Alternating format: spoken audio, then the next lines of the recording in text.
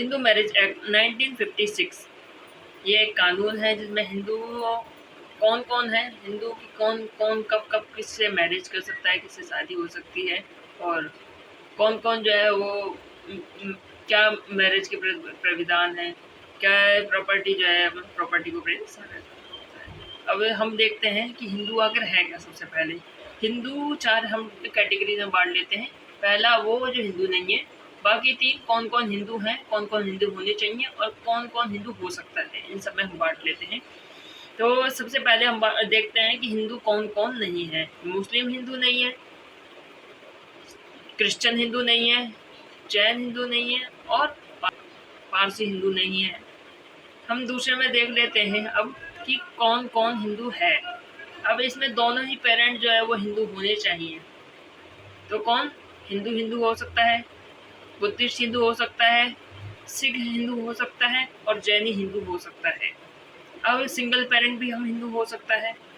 ऐसा नहीं है कि आप, ऐसा है कि अगर आप हिंदू हैं, ये एग्जाम्पल है, उससे हटके मैं आपके में हिंदू कौन कौन हो सकता है, जो चार पीछे कैटेगरी बताई वही चार जो है ना आपकी सेम कैटेगरी है। हिंदू, बुद्धिस्ट, जैन, सिख, ये चार है। और जो और कौन कौन से तरह के हिंदू हो सकते हैं, कौन कहलाया जा सकता है, जैसे कि एक हिंदू जो कन्वर्ट हुआ हो हिंदुइज्म में, मतलब मुस्लिम से हिंदू बन गया हो, या फिर कोई और तरह का कोई रिलीजन है उसने हिंदू रिलीजन अपना लिया है, वो हिंदू हो सकता है। और रिकन्वर्ट हो सकता है कि कोई जो है पहले हिंदू था, फिर वो कन्वर्ट होके पारसी बन गया, पारसी के बनने के बाद में वो वापस से उसने हिंदू धर्म अपना लिया, ऐसा करके। अब मैं आपको जो एग्जांपल बताता वो बताता हूँ कि आखिर ऐसा क्यों क्यों होता है कि पहले लोग जो है ना हिंदू होते हैं, हिंदू से वो किसी और धर्म में चले जाते हैं, किसी और धर्म का फॉलोअर बन जाते हैं और फिर उसके बाद में वापस बन जाते हैं प्रॉफिट की वजह से और कई चीज़ों की वजह से। तो सबसे पहले हम बताते हैं कि अगर आप जो है हिंदू हैं दोनों ही, और इनमें से एक पार्टनर ने जो है वो मुस्लिम धर्म अपना लिया, तो प्रॉपर्टी में जो हिस्सा है, दोनों के फादर साहब हैं, ये इनके फादर साहब हैं इन दोनों के, तो इनके जो फादर साहब हैं इन दोनों को तो प्रॉपर्टी में हिस्सा मिल जाएगा। लेकिन जो इनकी अगली जनरेशन होगी, इसकी अगली जनरेशन होगी ये वाली, तो इसे प्रॉपर्टी में कोई हिस्सा नहीं मिलेगा। जिससे इसे हिस्सा मिल सके, इसको आदमी अपने अपने जो प्रॉपर्टी है उसमें हिस्सा जरूर दे सकता है इसे, जो इसका नेक्स्ट जनरेशन की बच्चा है, इसका जो लड़का होगा या लड़की होगी, उसे जो है ये तब जो है हिस्सा दे सकता है। लेकिन अपने अपने फादर साहब की प्रॉपर्टी में उसे कोई हिस्सा नहीं है। इसे हिस्सा मिल सकता है लेकिन इसको नहीं। ये होता है कन्वर्ट होने का नतीजा, कि अगर कोई हिंदू हिंदू ना होके नॉन हिंदू बन जाए तो क्या होता है, और इसी वजह से जो है ना वो फिर से रिकन्वर्ट भी हो जाते हैं।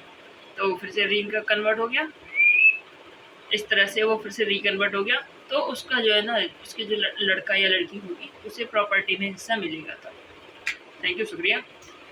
करते हैं सेक्शन 3C की बात करते हैं। उसमें 3 तरह के ब्लड आते हैं, हाफ ब्लड और यूट्राइन ब्लड। फुल ब्लड में कि आपका एकदम ही भाई एकदम ही बराबर का हिस्सेदारी है, एकदम ही बराबर है, जो मेरा खून है वही मेरे भाई का खून है, बहन का खून है, सबका एक मतलब एक ही same single family, similar family है। अब हाफ ब्लड में कौन कौन आता है, इसमें जो है ना मदर डिफरेंट हो, ये दो मदर डिफरेंट है, या फिर और जो फादर है वो फादर सेम ही है, फादर सेम है। जैसे कि हमने पुष्पा मूवी में देखा था, जो पुष्पराज जो था वो डिफरेंट मदर का था और उसका जो भाई था वो भी डिफरेंट मदर का था, लेकिन उन दोनों के फादर सेम थे। और जिस तरह से हम बात करें यूट्राइन ब्लड की, तो उसमें जो है ना ऐसा रहता है कि फादर जो है वो अलग अलग है, 2 अलग अलग फादर हैं, लेकिन मदर जो है उसकी वो सेम मदर है। मतलब पहले से इनसे शादी हुई और बच्चा हुआ, फिर इससे शादी हुई और बच्चा हुआ, ऐसे करके हम देखते हैं। अब हम देखते हैं सपिंडर रिलेशनशिप 2KF में है, मेंशन है ये 2KF में, सपिंडर रिलेशनशिप और प्रोहिबिटेड डिग्री। आखिर इसमें क्या क्या होता है और किस चीज़ के लिए इसे जो है प्रोहिबिटेड डिग्री कहा जाता है, तो ऐसा रहता है जो हमारा हमारी जो सोसाइटी है वो पुरुष प्रधान है। तो जो मेल होता है, मेल की 5 जनरेशन तक और मेल की 5 जनरेशन तक और फीमेल की जो है वो 3 जनरेशन तक मानी जाती है। अगर 5 जनरेशन के बाद में कोई शादी करे, 5 जनरेशन 5 जनरेशन पे शादी करी जाती है और जो मदर है उसकी 3rd जनरेशन पे शादी करी जाती है। इसके है ना 5th जनरेशन तक शादी कोई नहीं कर सकता इसके अंदर सेम रिलेशन में। और जो मदर हैं उनकी सेम 3rd जनरेशन तक इनकी और इनकी सेम में शादी नहीं हो सकती, इसलिए कहते हैं इसे प्रोहिबिटेड डिग्री। अब हम देख लेते हैं किन किन चीज़ों में जो ये प्रोहिबिटेड डिग्री है और किन किन चीज़ों के लिए किन किन के लिए मनाही करी गई है। देखिए, सबसे पहले हम देखते हैं लीनियर असेंडेंट। लीनियर असेंडेंट का मतलब जो हमारे दादाजी हैं, ये हमने दादाजी पकड़ लिए। दादाजी अपने बेटे के बेटी से शादी नहीं कर सकते, मतलब अपनी पोती से शादी नहीं कर सकते और अपनी परपोती से भी शादी नहीं कर सकते, ये है लीनियर असेंडेंट्स। और अगर मैरिज हुई तो उसे वॉइड करार दिया जाएगा, वॉइड एब इनिशियो हो जाएगा, वो शुरुआत से ही, मतलब आपकी जो शादी है वो शुरुआत से वैलिड नहीं है, इनवैलिड है। अब जो है हम देख लेते हैं सेकंड डिग्री में, मतलब जो प्रोहिबिटेड डिग्री है उसकी सेकंड में क्या होता है। जो वाइफ ऑफ ब्रदर है, मतलब जो बाबी है, वो बाबी जो है ना भाई से शादी नहीं कर सकती। अब सेकंड जो है वो फादर की मदर से शादी नहीं कर सकती, मतलब लड़का अपनी माँ से शादी नहीं कर सकता, उल्लू का पट्टा करेगा। और क्या बोलते हैं, मदर जो है वो भाई से शादी नहीं करेगी अपनी, मतलब माँ जो है अपने मामा से शादी नहीं करेगी अगर वो हिंदू फैमिली के अंडर आती है तो। और अब हम फोर्थ में आ गए हैं, फोर्थ प्रोहिबिटेड डिग्री में। इसमें हम बताते हैं कि कौन किससे किसी से भी शादी कोई नहीं कर सकता है। कैसे करके कि भाई से, बहन से और बहन के बच्चे की शादी अंकल से, नीस से, और एक दूसरे में इनकी शादी नहीं हो सकती किसी भी तरह से। और अगर होती है तो शुक्रिया, धन्यवाद। अगर आपको कुछ ना समझ में आया हो तो आप डिस्क्रिप्शन में बता दें। तो अब हम कंडीशन ऑफ वैलिड मैरिज देखते हैं, क्या कंडीशन हो सकती है एक सही विवाह की, एकदम वैलिड मैरिज की। तो हम 5 के 1 में देखते हैं, जो वैलिड मैरिज होती है वो हिंदू और हिंदू के बीच में होती है। हिंदू, ये भी इधर की पार्टी भी हिंदू और इधर की पार्टी भी हिंदू, इन दोनों की जो है वो शादी हो गई, तो ये जो है ना एक वैलिड मैरिज में आती है।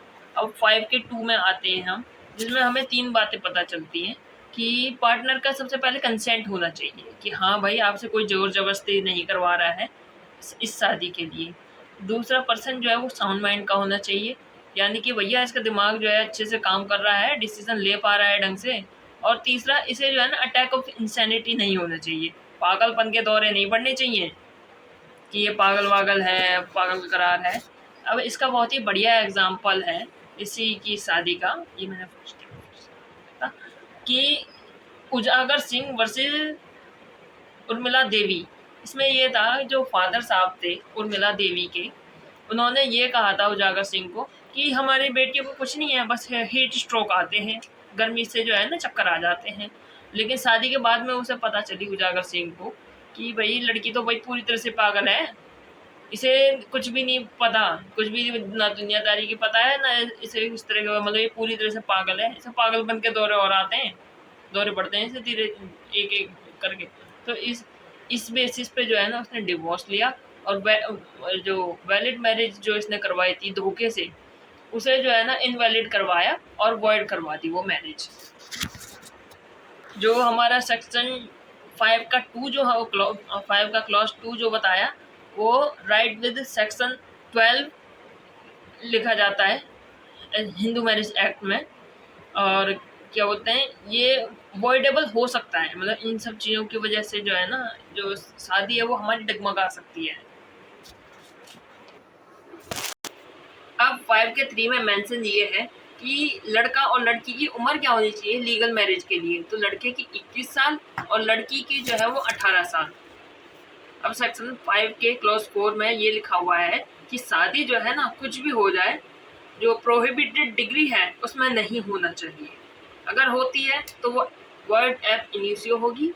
और सेक्शन 5 के 4 को, सेक्शन 5 के क्लॉज 4 को राइट विद सेक्शन 3 भी लिखा जाता है। और सेक्शन 5 के क्लॉज 5 में ये लिखा हुआ है कि सपिंडा रिलेशनशिप में भी नहीं होना चाहिए। अगर सपिंडा रिलेशनशिप में होती है मैरिज, तो आपकी मैरिज तुरंत ही वॉइड हो जाती है। सपिंडा रिलेशनशिप, अभी मैंने आपको कॉन्सेप्ट समझाया था ना, वो मैन का आदमी के 5, औरत के 3, तो ये सपिंडा रिलेशनशिप में ही समझाया था कि आदमी की 5वीं ईयर तक, मतलब 5वीं संतान तक कोई शादी नहीं हो सकती। औरत की तीसरी संतानों तक, मतलब औरत की आखिरी तीसरी संतान होगी ना, उसके बाद में 4th संतान जो है वो शादी कर सकती है। सेम उसमें क्या बोलते हैं, सेम ग्रुप में, सेम फैमिली में, किसके साथ, सिक्सथवी, मतलब ये 6वीं संतान के साथ में आदमी के। लेकिन एक दूसरे में इससे पहले नहीं हो सकती है शादी। ये सपिंडा रिलेशनशिप में मैंने आपको पहले बता चुका हूँ।